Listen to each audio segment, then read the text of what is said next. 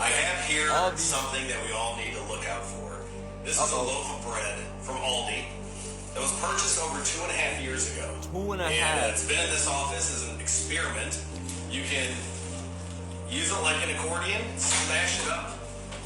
And even Eric can attest that this bread has been in here for over 2 years. Well, look at this. Let's get a close-up of this. No mold. It smells fine. You can smash it down, and it will come right back up. Again, this bread has been in this office for over 2 years. What the hell is in our food? We're going to come and find out. We're going to work on legislation to provide information on what we're putting in our body. And they're going to sit there and tell you they don't know nothing, bro. Make your bread from scratch and fresh. And I'm telling y'all, bro, ever since I went to this restaurant, I had real bread for the first time. They make their bread fresh.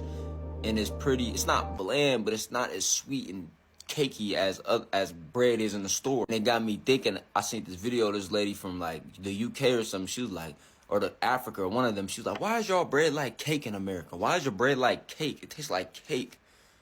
And I'm, tough.